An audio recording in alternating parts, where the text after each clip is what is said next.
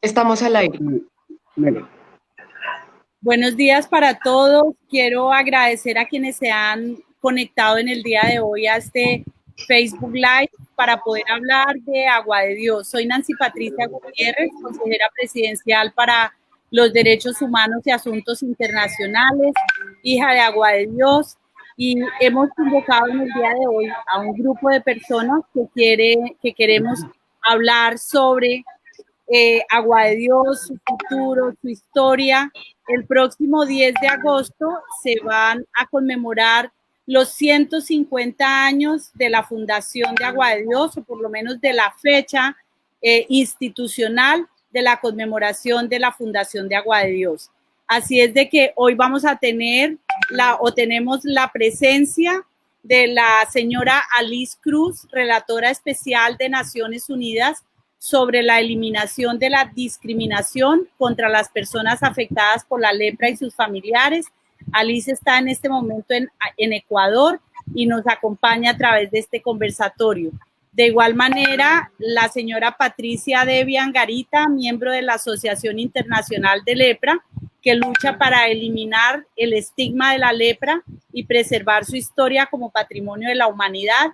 Patricia está en Texas, Estados Unidos, y también se ha vinculado a este conversatorio. Jaime Molina Garzón, periodista local, fundador y director del periódico Plumas del Poder en Agua de Dios, miembro de la Asociación de Enfermos de Hansen, Corso Hansen. Gracias, Jaime, por vincularse a este conversatorio. La hermana Martanelli Gutiérrez Castañeda, hija de Agua de Dios, consejera general para la pastoral en la Congregación de las Hermanas Hijas de los Sagrados Corazones. Hermana Martanelli, además mi hermana, un saludo muy especial también. Gracias por estar aquí con nosotros y agradezco muy especialmente a quienes nos han ayudado para sacar adelante esta iniciativa, a la doctora Isabel Cristina Jiménez, hija de Agua de Dios y también parte de este equipo, a Diana Lorena Soto, nieta de Agua de Dios y también parte de este equipo, a Daniel Perdomo Gutiérrez, mi hijo, y a todas las demás personas que se han vinculado para hacer posible este conversatorio. Hablando pues de los temas de derechos humanos, justamente estamos desde la Presidencia de la República impulsando una reflexión de país sobre los derechos económicos, sociales, culturales y ambientales. Y obviamente la doctora Liz Cruz tiene toda una experiencia y una visión de la relación de los derechos humanos con toda la historia que tiene la humanidad frente a la enfermedad de Hansen o enfermedad de lepra. Así es de que le doy bienvenida a Liz, relatora especial de Naciones Unidas, experta en el tema, para que nos hable de su experiencia internacional en esa relación de los derechos humanos y la enfermedad de lepra o de Hansen. Bienvenida, Liz. Muchísimas gracias, señora consejera. Realmente es un honor estar aquí con ustedes hoy. Muchos, o sea, todos ya tuve el placer de conocer personalmente. Y bueno, pensando un poco en su pregunta, yo creo que a pesar de que muchas personas creen que la enfermedad de Hansen o lepra es una enfermedad del pasado, esto realmente resulta de un proceso de discriminación, porque no lo es. Es una enfermedad contemporánea que todavía nos pone muchos retos en términos de acceso a la salud y a efectivizar el derecho a la salud para las personas que se enferman de enfermedad de Hansen y, sobre todo, yo creo que el problema más grande todavía es la discriminación. Yo he trabajado en los últimos 2 años y medio en todo el mundo y realmente es hasta para mí que ya como académica trabajaba con enfermedad de Hansen desde hace mucho tiempo, ha sido una sorpresa muy triste percibir que las personas afectadas todavía sufren todo el tipo de discriminación, incluso violencia doméstica, violencia sexual. Las personas tienen mucha dificultad en tener un trabajo digno. Hay discriminación en la familia, en el trabajo, en los servicios de salud.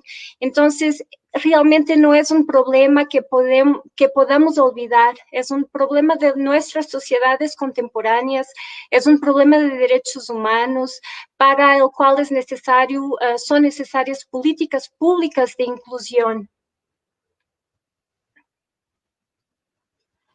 Gracias, Alice. Vamos a seguir conversando. Le preguntamos a Jaime Molina ya su visión. Usted, Jaime, que ha estado muy vinculado a los temas culturales del municipio, su experiencia, obviamente, como periodista que día a día habla con tanta gente, recoge la opinión, esas vivencias de Agua de Dios que nos llenan de dolor, pero también de fuerza. Desde la óptica cultural, Jaime, cuéntenos esa experiencia de Agua de Dios y de la gente, lo que representamos para la historia de nuestro país. El micrófono, Jaime, el micrófono. Ya, muy buenos días a todos. Estoy esperando la entrada. Sí, Jaime, siga.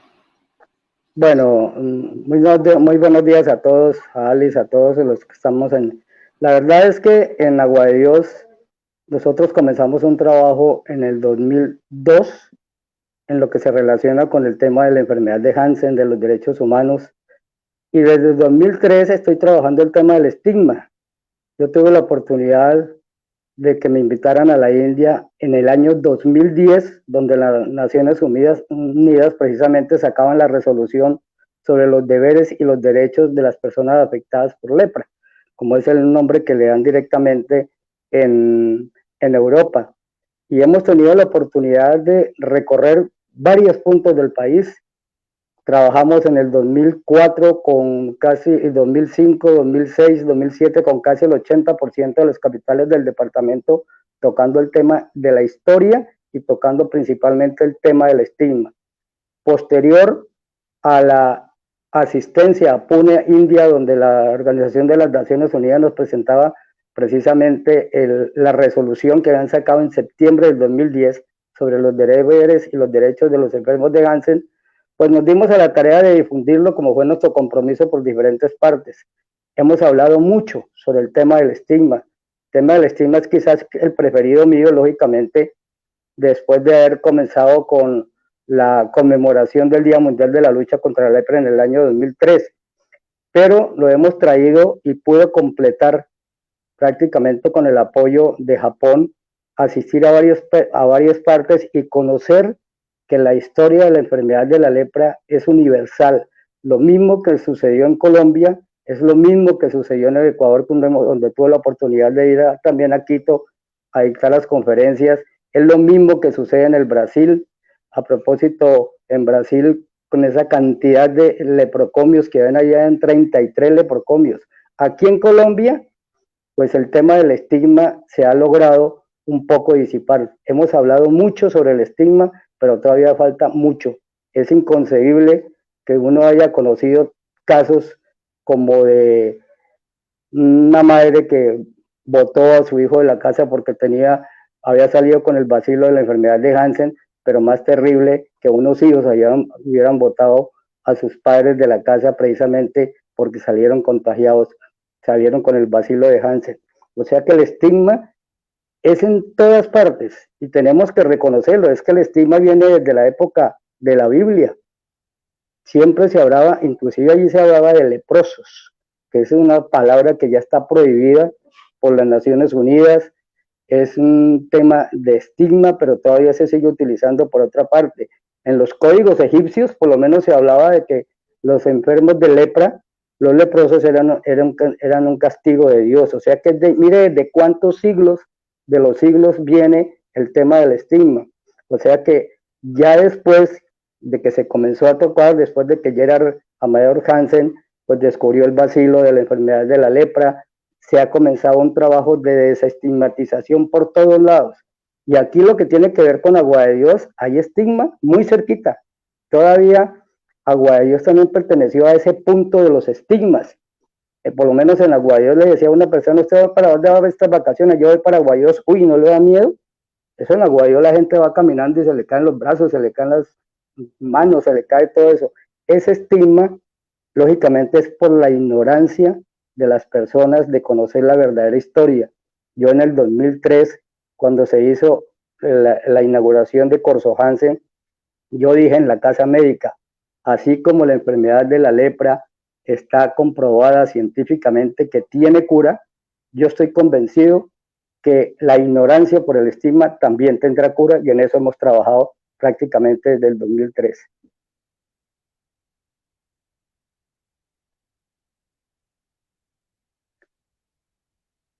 Doctora, tiene usted la palabra.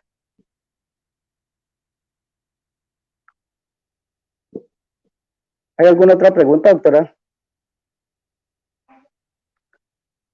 ¿Me está escuchando?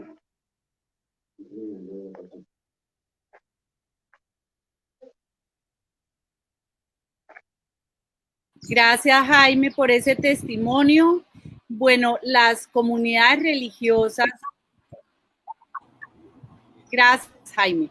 Las comunidades religiosas, inicialmente los salesianos, surgen las hermanas de los Sagrados Corazones, las hermanas de la presentación llegan a Dios, y la vida de nuestra ciudad de Agua de Dios, de nuestro municipio, está presentes en el municipio.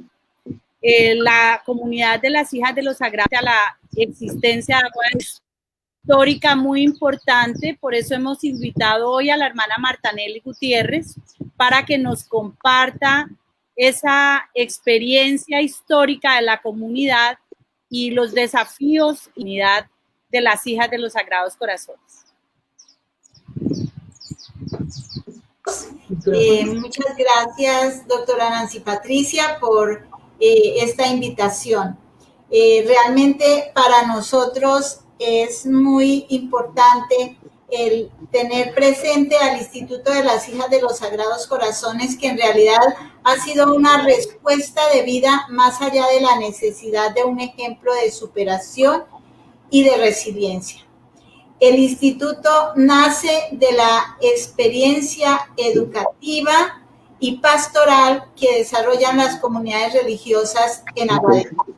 Concretamente, dentro de la congregación salesiana, el beato Luis Bariara, quienes llegan al Lazareto, los salesianos en 1891, las hermanas de la presentación 92 o 93.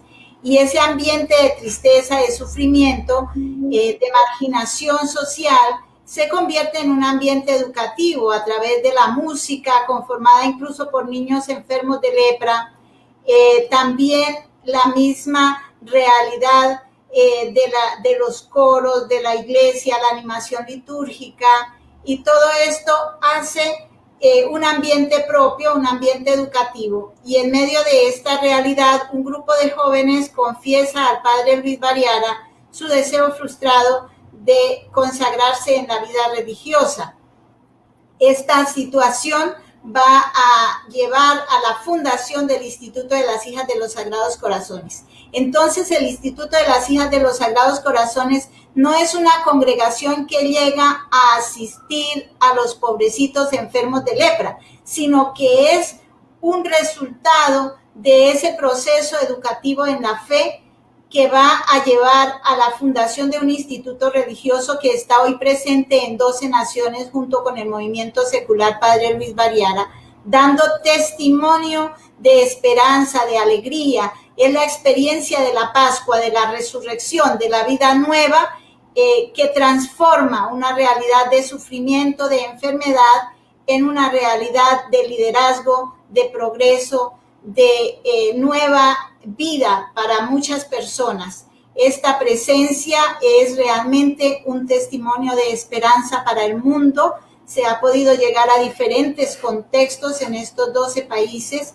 Es muy emocionante, por ejemplo, recordar en el año 2005 que se celebró el primer centenario de la fundación del instituto, con presencia de personalidades y de personas de distintos lugares del mundo que se hicieron presentes en Agua de Dios para festejar este centenario de vida, de este testimonio de esperanza para el mundo. Y allí justamente cuando entraban las hermanas llevando las 12 banderas de los países donde estamos presentes, era muy emocionante sentir que desde ese lugar, en esa pequeña casita pajiza donde se reunieron las primeras 6 religiosas, 4 enfermas de lepra y 2 hijas de padre enfermo, llevaron al mundo este testimonio de fe y de vida nueva en la esperanza y en la construcción de un mundo mejor, sin estigmas, sin marginaciones, sino todos hermanos, un verdadero testimonio de vida y de fraternidad para el mundo.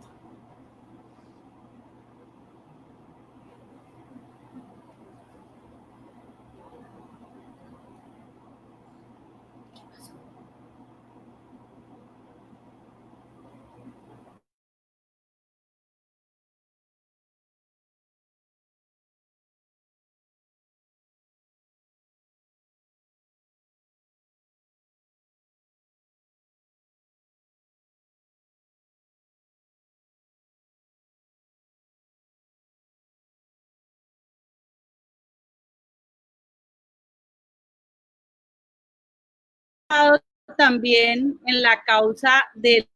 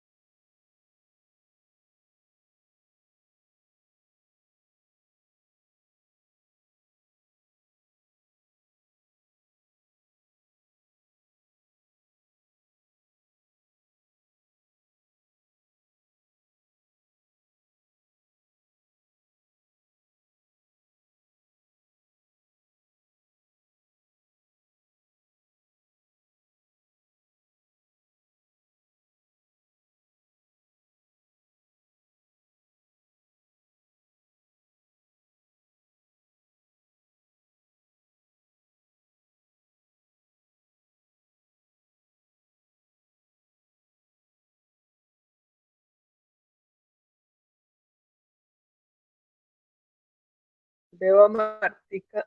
¿Aló? ¿Me escuchan?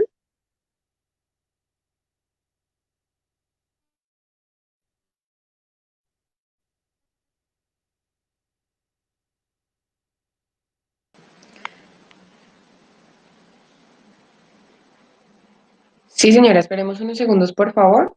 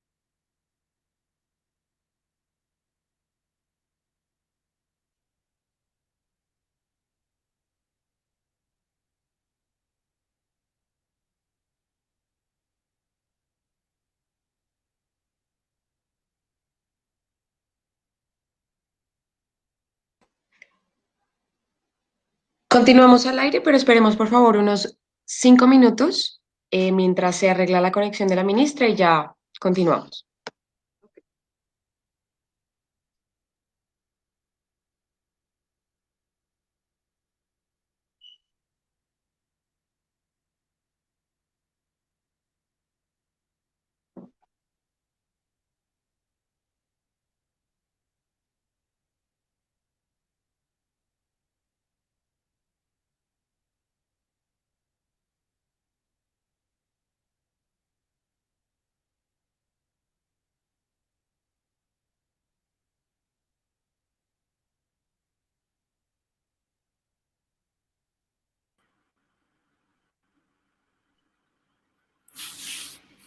¿Me oyen? Sí, yo la escucho. Ah, bueno, perfecto.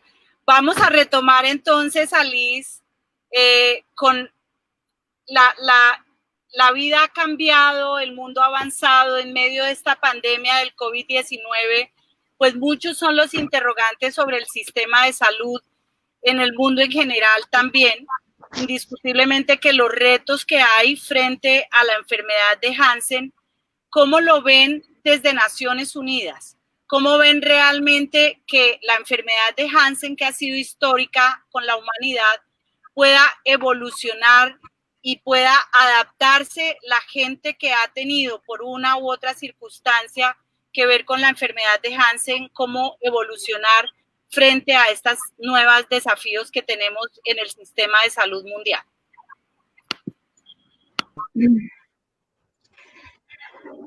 Gracias, señora consejera. Bueno, si me permite, yo quisiera todavía referir algo con respecto a su pregunta anterior, que yo creo que es importante para las personas que nos están viendo.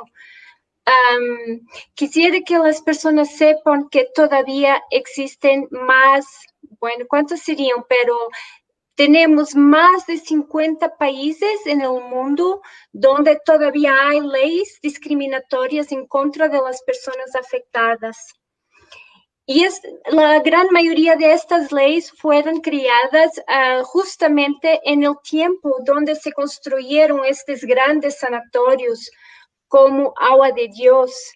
Y la verdad es que desde la década de 1950 ya existía una cura, ya no había, bueno, la verdad es que científicamente nunca hubo necesidad de isolar las personas afectadas porque la enfermedad es muy poco contagiosa. Yo sé que hay personas que incluso cuestionan este término, ¿no es cierto? Pero digamos que es muy poco transmisible. Y aún así, estas leyes todavía existen y todavía existen muchos países una tendencia a isolar, que si ya no es por política de Estado, es porque las personas enfrentan mucha discriminación y estigma en sus comunidades. Entonces, solamente quería decir esto para que las personas entiendan y entiendan también que estamos hablando de una enfermedad curable. Entonces, no hay ninguna razón para que sigamos discriminando a las personas afectadas. Y la COVID nos trae eso también. O sea, la COVID está afectando muchas personas en el mundo y lo que nosotros tenemos que hacer es tener políticas públicas que garanticen salud, pero también derechos y no discriminación. Entonces, toda la historia de la enfermedad de Hansen nos puede ayudar a enfrentar este momento, que es un momento que todo el mundo está viviendo, donde la cuestión es cómo garantizar el derecho a salud sin violar otros derechos también. Ahora, yendo a su pregunta, si me permite, es una pregunta muy compleja, señora consejera, y no tenemos mucho tiempo, pero lo que quisiera compartir es que yo he estado trabajando con muchas organizaciones del mundo y también con la Parcería Global para Zero Lepra, para monitorear qué es lo que está pasando con las personas afectadas en el contexto de la pandemia. Y hay muchas razones para nos preocuparnos. Yo escribí una carta que yo envié a todos los gobiernos, seguramente también llegó al gobierno de Colombia, explicando cuál es el impacto de esta crisis en las personas afectadas, pero también en sus familias, y recomendando 5 principios para guiar las respuestas públicas de los gobiernos en este contexto. Yo quisiera, como habló específicamente de salud, no voy a ir a otras cuestiones, pero estamos hablando de muchas personas que no tienen acceso a comida, a agua potable, que como nunca estuvieron integradas en el mercado de trabajo formal, no tienen ninguna fuente de ingreso en este momento. Entonces, estamos hablando de una situación humanitaria grave. Pero con respecto a la salud, lo que también está pasando y es muy preocupante es que, claro, ahora todos los sistemas de salud están sobrecargados con la COVID. Entonces, eso, juntamente con las medidas de cuarentena, hacen con que muchas personas no estén siendo diagnosticadas, otras no están teniendo acceso al cuidado médico. No hemos tenido muchos problemas con la provisión de poliquimioterapia, que son las 3 drogas que utilizamos para tratar la enfermedad, pero hay muchos problemas en muchos países de acceso a las drogas que son necesarias para los problemas de salud que vienen con la enfermedad, como las reacciones. Entonces, hay países donde las personas no están recibiendo cuidado médico porque no tienen transporte privado y no hay transporte público para llegar. Hay lugares donde las personas sí llegan al servicio de salud, pero los profesionales están con tanto miedo que no quieren atender. Hay países donde escucho que ya estamos observando un aumento en el diagnóstico tardío en crianzas, en niños y niñas que ya son diagnosticadas con discapacidad. Entonces, estamos en un contexto donde todos los avances de las últimas décadas están en peligro. Y lo que pasa es que como estamos hablando de una enfermedad que la gente cree que ya no existe, que es solamente del pasado, que no afecta así una proporción muy grande de la población, no es una prioridad para los gobiernos. Entonces, eso, más el hecho de que estamos hablando de una población y en muchos casos y en muchos países vulnerable, está realmente causando problemas graves en términos de servicios de salud. Entonces, nosotros lo que tenemos que hacer es garantizar que los gobiernos cumplen su deber de asegurar el derecho a la salud a las personas afectadas por enfermedades de Hansen, y eso significa actuar no solamente en términos del sistema de salud mismo, pero también en ayudar a las personas a tener medio de transporte, a tener una fuente de ingreso mínima con apoyos sociales para que puedan también irse a los servicios de salud, etcétera, que tengan acceso a comida. Entonces, es o sea, para garantizar el derecho a la salud en este contexto, hay que implementar una intervención de tipo multisectorial. Pero sí estamos viviendo una situación que en muchos casos puede ser preocupante, señora consejera. Gracias, Alice. Gracias por esas reflexiones tan profundas que nos ha hecho. Bueno, estábamos esperando a Patricia Devia, quien además de su visión desde Agua de Dios, pero ha tenido la oportunidad prácticamente de recorrer el mundo con una causa y es la no estigmatización. ¿Cómo ve esta situación también en la actualidad, Patricia? Bueno, gracias, doctora, por la invitación y pues feliz de verlos a todos ustedes y saber que estoy conectada con mi gente en Colombia, en Agua de Dios y en Contratación, Santander. ¿Cómo veo la estigmatización ahora? Puedo decir que principalmente el estigma está en las mismas personas afectadas por la enfermedad, en los mismos habitantes de los sanatorios, de los pueblos de Agua de Dios, Contratación, en el caso de Colombia, y porque insisten en mantener oculto el tema, en no hablar abiertamente de la lepra. La lepra es una enfermedad como cualquier otra enfermedad inherente al ser humano, que cualquier ser humano está expuesto a desarrollar esa enfermedad por su sistema inmunodeficiente. Entonces, algo que ha hecho mucho daño y alimenta el estigma es afirmar por parte del cuerpo médico, los científicos, los investigadores, que la lepra es una enfermedad contagiosa.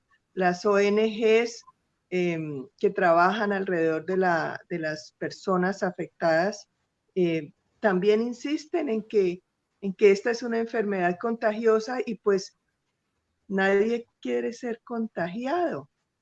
Nadie quiere ser contagiado y pues ha hecho mucho daño también este tema a la imagen de nosotros como pueblo, como un pueblo tan hermoso como Agua de Dios, que nos vean solamente por la enfermedad y por todos estos estigmas. Entonces mi gran preocupación ha sido mostrar una cara diferente de la enfermedad, y en el mundo también, en todos los países están haciendo un gran esfuerzo por liberarnos de este estigma. Gracias, Patricia. Bueno, vamos ahora a tomar una segunda parte y hablar desde el enfoque eminentemente cultural. Jaime, en Agua de Dios hay una serie de museos que pretenden mantener el recuerdo, la historia, la evolución. Ustedes han tenido desde las diferentes organizaciones sociales y comunitarias en Agua de Dios la iniciativa de poder llamar a todo el país a decir, mire, aquí estamos presentes, tenemos parte de la historia de Colombia y creo que hay una obra muy importante como mantener viva esa cadena de museos que hay en Agua de Dios. Jaime. Sí, doctora Patricia. Sí, doctora Patricia, lo que pasa en Agua de Dios referente a la cultura es que lo que usted se refiere a que hay una serie de museos que muestran lo que es la cultura de Agua de Dios. Hay un museo científico, lógicamente, que es la base, que es el museo que está en el Carrasquilla, que es la sede del Sanatorio de Agua de Dios. Pues ellos tuvieron la base, tuvieron todo lo que se relaciona con elementos que pertenecieron cuando se comenzó precisamente a atender la gente en Agua de Dios, y no estoy hablando sino de varias décadas. Está también el Museo Luisa Calvo, que el Museo Luisa Calvo, para mí, yo siempre he catalogado que el maestro Luisa Calvo, conocido a nivel mundial, ha sido como el estandarte de mostrar nosotros los enfermos de Hansen. Él también toca, lógicamente, la vida del maestro Luis Calvo. Está el Museo de Luis Bariara. La historia del beato Luis Bariara es una historia muy linda. Es una historia muy linda porque él, siendo sacerdote, pues sufrió ese estigma cuando tenía estas niñas enfermas de lepra que querían entrar, ser monjitas, y prácticamente no pudieron. Le tocó a él fundar la Congregación de las Hijas de los Sagrados Corazones de Jesús y de María, que, como lo decía la hermana Marta ahorita, están en todo el mundo.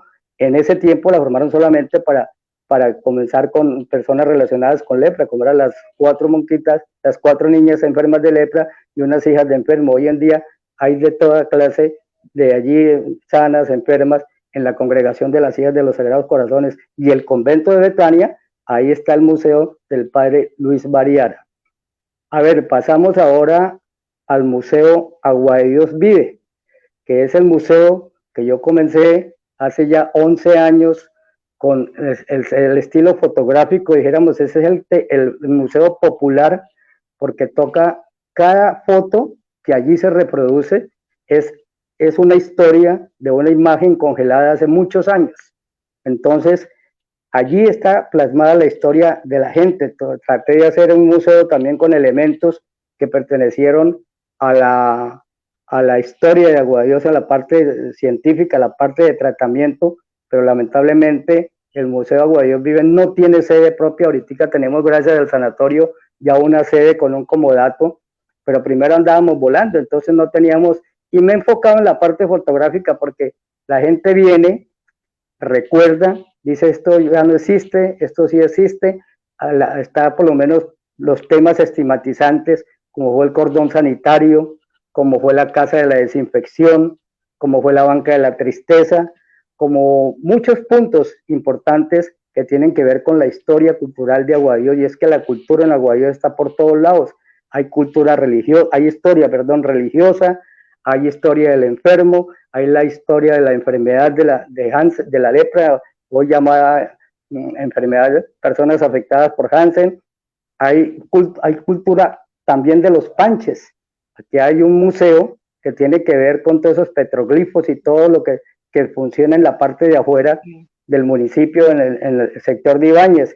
Está el museo de la madre Ana María Lozano, que también está pues con muchos apuntes importantes. Está en uno de los asilos que pertenecieron a los donde llevaban a los hijos de los enfermos, Nazaret y Santa Elena, y que también está la Congregación de las Hijas de los Sagrados Corazones, pues buscando su beatificación. El padre Luis Bariara ya es beato y simplemente está esperando la santificación.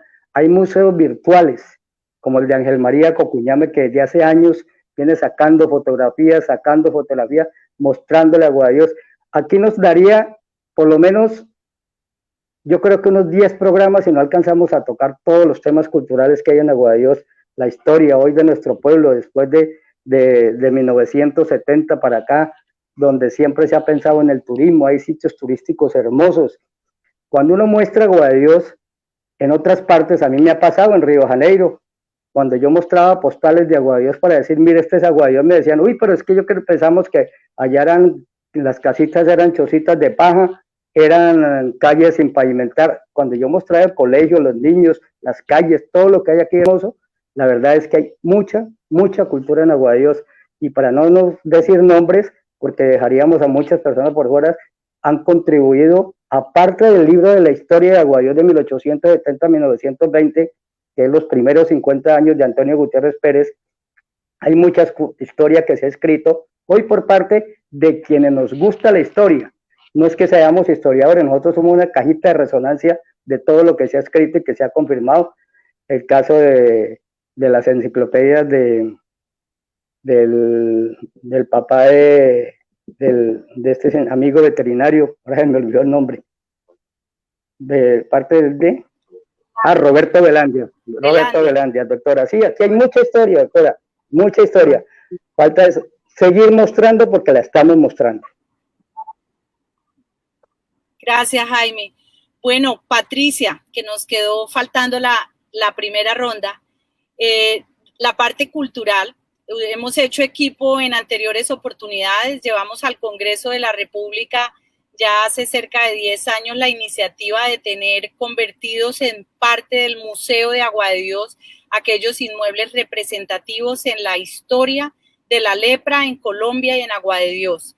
Hemos tenido espacios a nivel internacional a través suyo, Patricia, para llevar esta iniciativa. De verdad, usted que ha tenido la experiencia en escenarios internacionales, ¿cómo se ve el rescate cultural e histórico de Agua de Dios y de Colombia?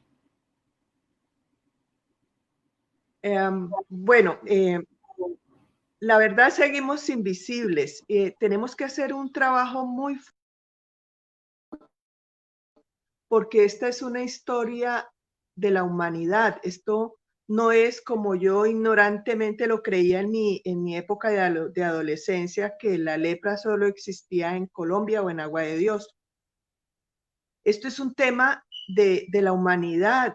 Entonces, yo estoy convencida que la lepra debe ser, la historia de la lepra y todo este manejo que se dio tan equivocado, y todos estos lugares que se usaron para confinar a las personas, como una manera de honrarlo y de reparación, debe ser llevado a patrimonio de la humanidad. Entonces, enhorabuena usted, doctora, Dios la iluminó para presentar esa ley para que nuestra historia trascienda, para que no se pierda, para que la memoria de nuestras familias no quede en el olvido, porque es que mucha gente aún desconoce la existencia de la enfermedad, y solamente se sigue manteniendo ese recuerdo bíblico de que es una maldición, de que los pobres leprositos y la mendicidad y todo este tema que ha rodeado a la enfermedad. La historia de la lepra es más, la historia de la lepra enseña al mundo lo que no se debe hacer con otras enfermedades. Entonces, esa es en mi opinión, y pues cuenten conmigo desde la distancia para lo que yo pueda colaborarles, seguirles colaborando, seguir visibilizando. Administro y creé la página de Hijos de Agua de Dios, el grupo Agua de Dios, y ahí estoy haciendo un esfuerzo grandísimo por visibilizar y por sembrar conciencia en todas las personas que hemos vivido alrededor de esta enfermedad, y para trascenderla y para proyectarnos como personas dignas. Mil gracias, Patricia, porque además es una embajadora, me consta, y finalmente con Alice nos conocimos a través de la mediación de Patricia. Bueno, hermana Martanelli, la comunidad de las Hijas de los Sagrados Corazones, a la cual pertenecemos todos de corazón y alma, tiene unas historias de resiliencia. Nosotros desde la Consejería Presidencial para los Derechos Humanos estamos haciendo unos programas semanales, martes y jueves, hablando de los derechos humanos, y justamente sobre la base de dos palabras que son bienvenidas en este conversatorio: la solidaridad. La señora Michelle Bachelet, alta comisionada de Naciones Unidas para los Derechos Humanos, ha llamado a la humanidad a la solidaridad derivada de la circunstancia especial de la pandemia del COVID-19. Pero esta palabra solidaridad nos la enseñaron a nosotros en Agua de Dios toda la vida, y yo creo que por eso tenemos tanta solidaridad y tanta sensibilidad hacia los derechos de los otros. Pero hay una palabra del presidente Iván Duque que nos identifica como país, y es la resiliencia, esa posibilidad de dejar atrás los dolores, las amarguras, los sufrimientos y seguir día a día en la lucha construyendo. Ustedes son fiel testimonio de resiliencia. Hermana Martanelli, háblenos de la resiliencia desde la óptica de la comunidad de las Hijas de los Sagrados Corazones.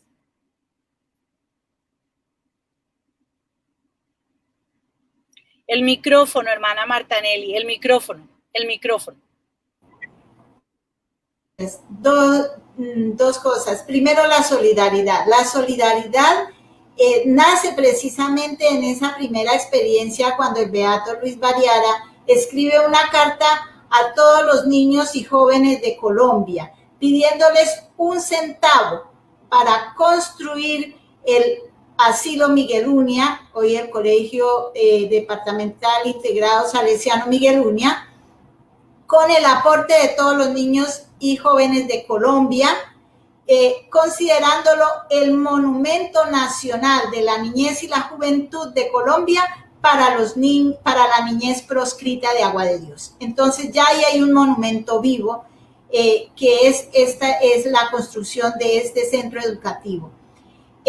Para mí, la clave de la superación, de la prevención de la enfermedad de la lepra, como de tantas realidades de sufrimiento en el mundo, está precisamente en la educación.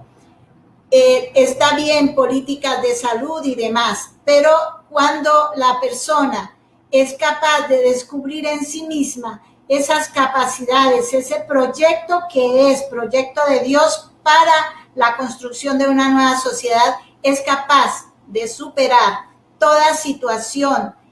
Había entre nuestras hermanas discapacitadas, habían ciegas, habían personas que no podían trasladarse de un lugar a otro. Y sin embargo, desde esta realidad de superación de algo que parecía limitar, entonces se va tejiendo toda una realidad humana animada, motivada desde la experiencia de la fe, de la Pascua, de la nueva vida.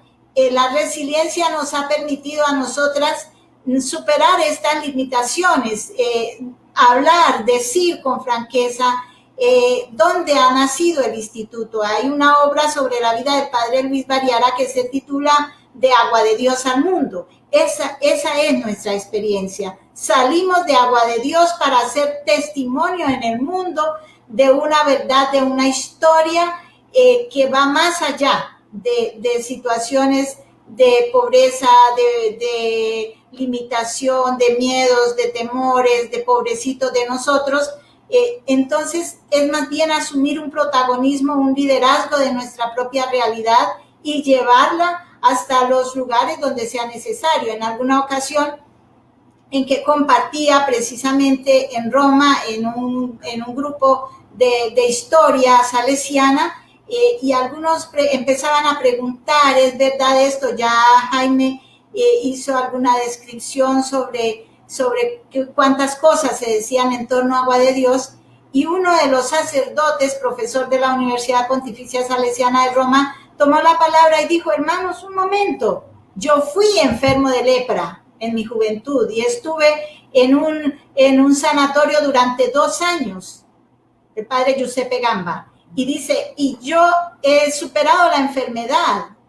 La enfermedad no nos puede detener, ni nosotros podemos seguir mirando al enfermo o a la congregación de las hijas de los Sagrados Corazones como, digámoslo en palabras nuestras, como un bicho raro, sino como una realidad, una historia de superación que es parte de la historia de la humanidad y que es la que nos ayuda a nosotros a descubrir un proyecto de vida, de salir de esa realidad, un poco de quedarnos en nuestra pobreza interior, sino ir más allá. Dios nos ha creado con un fin específico de ser los administradores y los que van a ayudar a la perfección de la creación. No podemos quedarnos ahí. La doctora Alice trataba precisamente este momento de pandemia frente al COVID, y en muchos momentos, sobre todo al inicio, cuando se trató de marginar a los mismos trabajadores del área de la salud, personas que no querían aceptar que el médico llegara a su casa por el miedo al contagio y todo esto. Nosotros estamos ahí como protagonistas, como líderes, como agentes de decir, no podemos seguir discriminándonos unos a otros. Nosotros tenemos un testimonio de superación, de resiliencia, que nos permite ir más allá de esta realidad, de esta condición, porque estamos llamados a ser grandes en la historia desde esa superación. Entonces, para mí es muy importante, sí, las políticas de salud, pero mucho más importante ese nivel de educación preventiva que va a llegar a los niños, a los jóvenes, a las personas que tienen aún esa mirada de miedos, de temores, para poder superar. Primero, nosotros que hemos sido afectados de pronto o directamente por la enfermedad o por parientes enfermos, o aquellos que a través del estudio hemos podido descubrir que no podemos seguir ahí en esa realidad, sino ir más allá, ir realmente a un proyecto de vida que nos compromete, como dice el lema de la educación salesiana, a formar buenos cristianos y honestos ciudadanos. Aquí entra este campo de la solidaridad humana, este campo de la fraternidad universal, que nos hace realmente testigos de una vida nueva, testigos de una experiencia de Pascua que deja esta situación de enfermedad, de padecimiento, de sufrimiento, para llegar realmente a la resurrección, que es la identificación de un proyecto de vida al servicio de la sociedad.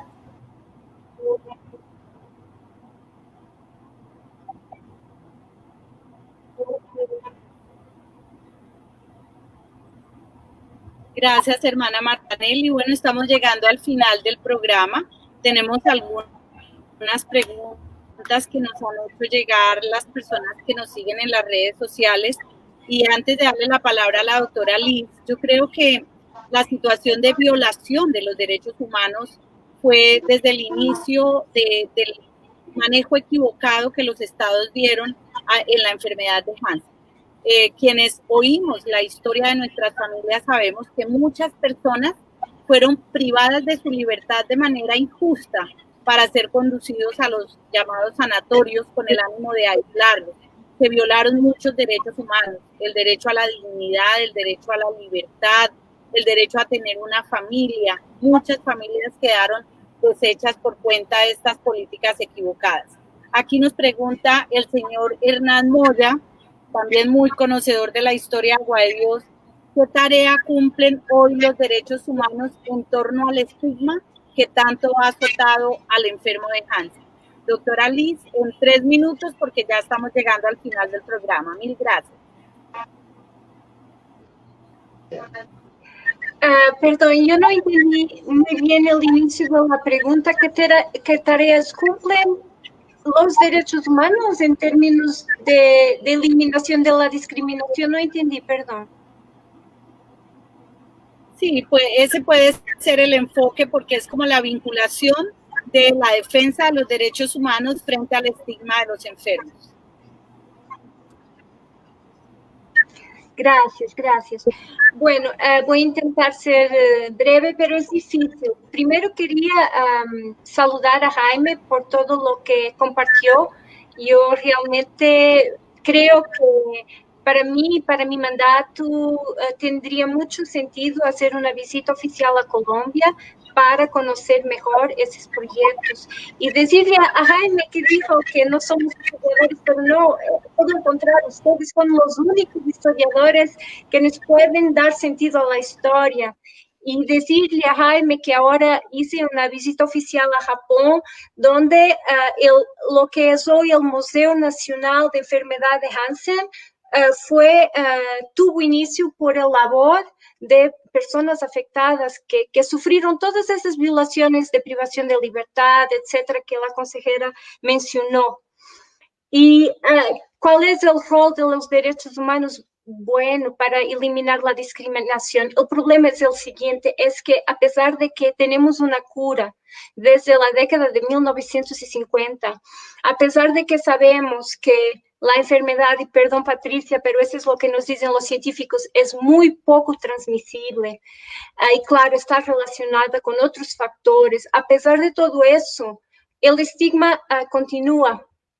Entonces, nosotros tenemos que tener una actuación que cambie la mentalidad de las personas, pero para eso también tenemos que crear las condiciones donde una población que fue históricamente marginada tenga acceso a las mismas oportunidades que el resto de la población, porque eso no pasa. El efecto de este estigma histórico fue que estas personas no tuvieron, y todavía no tienen acceso a las mismas oportunidades. Y lo que pasa es que cuando las personas viven sus vidas, la efectivación de sus derechos, también se vuelven personas con una capacidad y posibilidad más grande de tener voz en el espacio público. Y lo que realmente cambia a la mente de las personas es eso. Entonces, yo creo que el camino para eliminar la discriminación es la participación de las personas afectadas. Son cosas como lo que Jaime está haciendo, de generar, de preservar la historia, de contar la historia. Son esas cosas que van a cambiar la mentalidad de las otras personas, salir de la invisibilidad. Y eso no se logra con caridad, eso se logra con derechos y con la efectivación de los derechos y en crear las condiciones donde las personas afectadas sean ciudadanos con iguales derechos, iguales deberes, iguales oportunidades, iguales resultados que el resto de la población. Entonces, eso creo que es muy importante. Y solo para terminar, yo aprendí muchísimo en mi visita a Japón.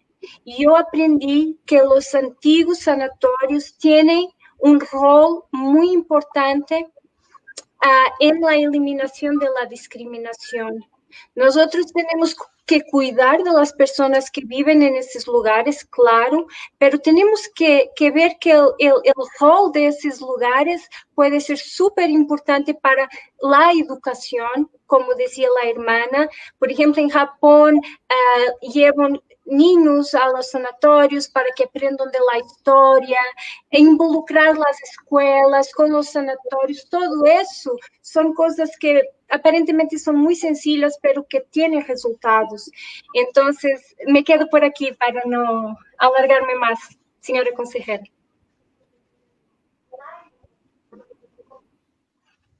Gracias, Alice. Bueno, tenemos aquí otra pregunta que viene encaminada sobre la ley 1435, que fue la que determinó 16 inmuebles, tanto en Aguadillo como en contratación. ¿Qué más se ha hecho al respecto? Nos preguntan.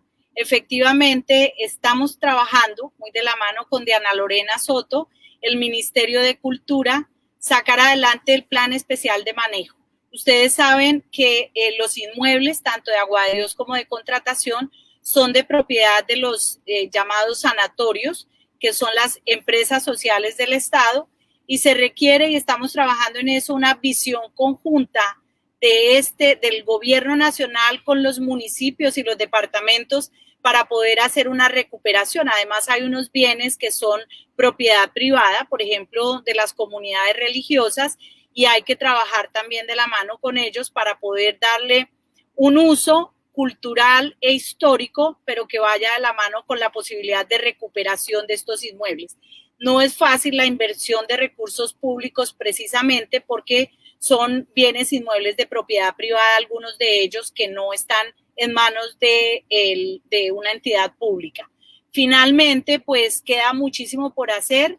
Me acaban de enviar otro mensaje diciéndome que por qué no hablamos de salud. Vamos a ver si volvemos a organizar un Facebook Live, ya no solamente pensando en la conmemoración de los 150 años de Agua de Dios, sino para hablar de lepra desde la óptica de salud. Invitaremos entonces al alcalde, al señor gerente del sanatorio, ojalá nos acompañe alguien también del departamento y de la nación, del Ministerio de Salud, para poder tener este enfoque.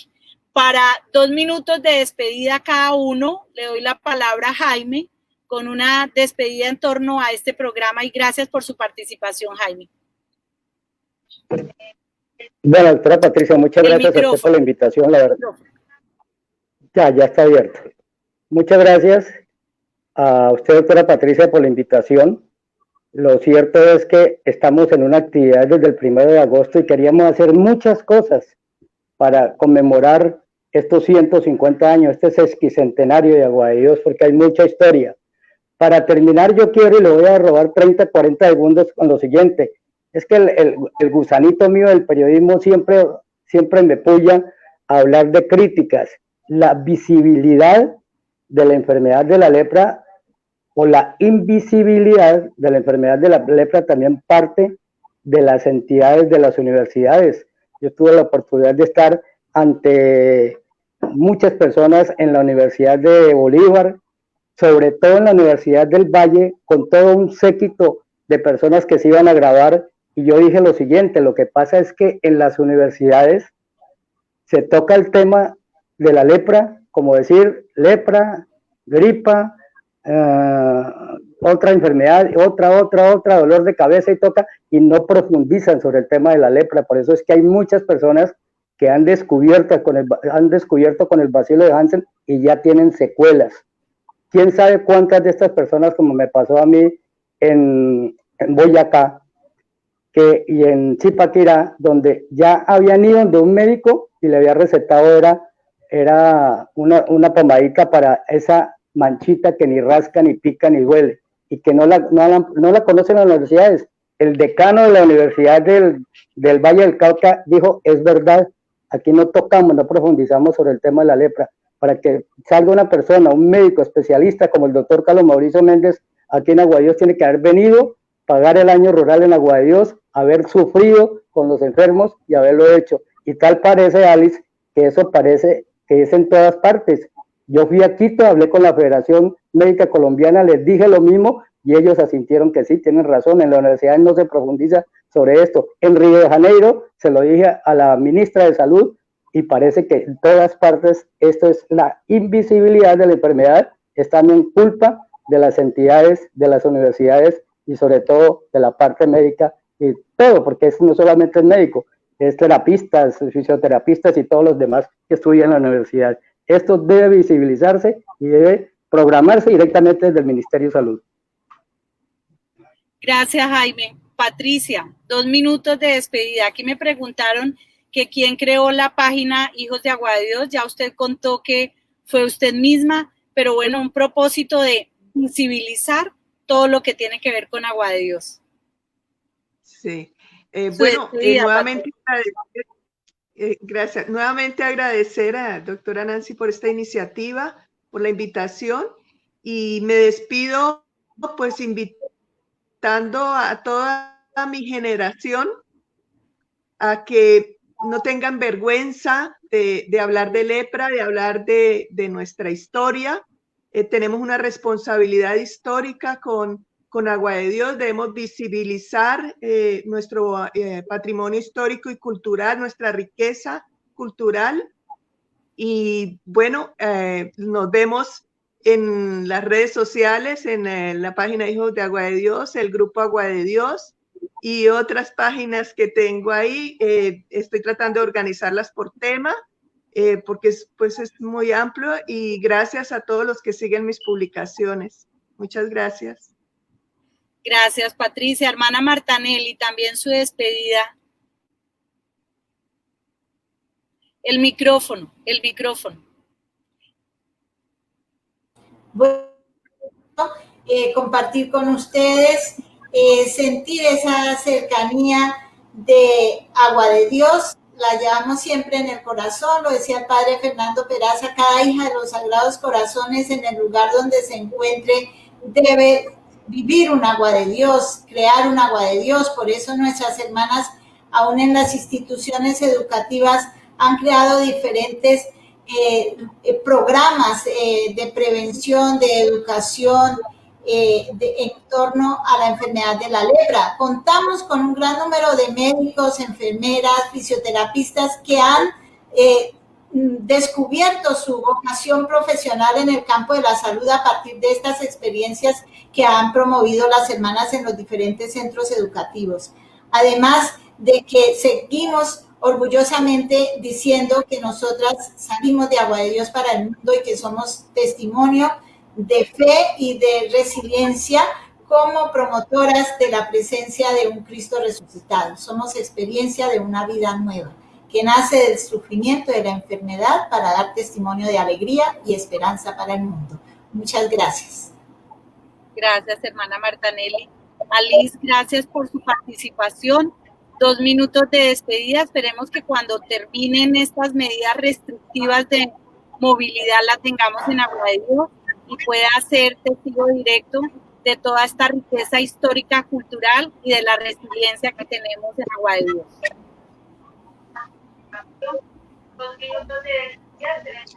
Muchísimas gracias. Realmente fue muy bonito verles a todos y todas. Ay, gracias por la invitación otra vez, señora consejera. Yo quisiera decir algo, decir algo con respecto a lo que dijo Jaime. Es cierto, es un problema que enfrentamos en todo el mundo, la pérdida de capacidad para diagnosticar y tratar la enfermedad. Y tiene que ver con esa idea, otra vez les digo, de que es una enfermedad del pasado. Y esta idea es producto del estigma mismo, porque siempre, o mejor, antes los estados lo que querían realmente era esconder la enfermedad. Entonces se generó esta invisibilidad. Y yo quisiera decir que justamente en Japón yo me di cuenta de que los museos y los sanatorios pueden tener un rol también en eso, Jaime, porque realmente en los sanatorios hay muchos expertos, y ahora estoy hablando del personal, de los profesionales de salud en la enfermedad. Y lo interesante es que tienen una particularidad de conocimiento que es realmente necesario preservar. Y tanto los sanatorios como los museos podrían tener un rol ahí, además de las universidades, lógicamente. Pero siempre pensamos en preservar la historia del punto de vista de las políticas o de la experiencia, pero hay que preservar también el conocimiento médico. Entonces, otra vez, yo realmente veo un potencial muy grande en los sanatorios a varios niveles. Y decir, señora consejera, que mi mandato fue renovado por 3 años más y ponerme a disposición del país de Colombia, que es un lindo país para visitar, identificando buenas prácticas y conversar sobre qué más se podría hacer. Ha sido un placer. Muchísimas gracias. Gracias, Alice. Buenos días para todos. Gracias por la participación y esperamos en los próximos días estar hablando de salud. Agradezco a Radio Ciudad de Flandes la vinculación también para la transmisión radial de este conversatorio. Mil gracias. Buen día para todos.